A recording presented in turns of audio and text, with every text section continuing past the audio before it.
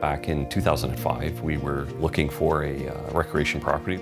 This property came up for sale, and we really liked the lake and the cottage type of life.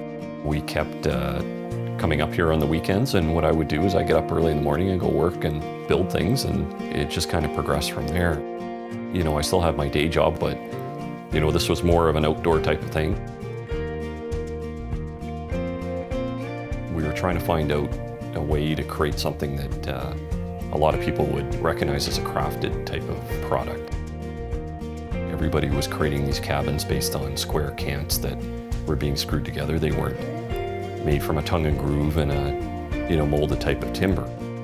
There's nobody up here in the Pontiac area of Quebec that actually was doing that sort of thing.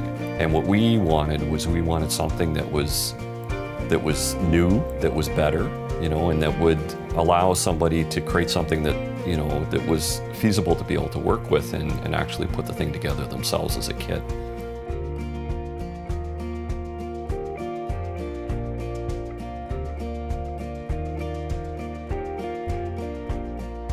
In the Pontiac region, there's a substantial amount of eastern white pine here, and it's very robust. It will last for hundreds of years if it's maintained properly and put together properly.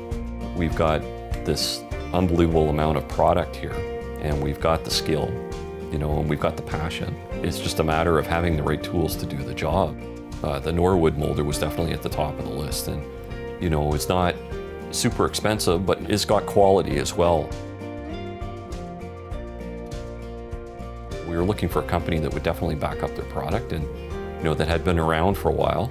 Even though they were a worldwide company, they seemed to be more of a family-related business, and I've had the opportunity to talk to many of them, and they're very friendly and they want to help you. So with all of that combined, there was no question that that's the molder that we wanted. To be able to do what you really love and have a passion to do it, I think it's good for your well-being. It's like heaven being out in the outdoors and working, and doing that type of work.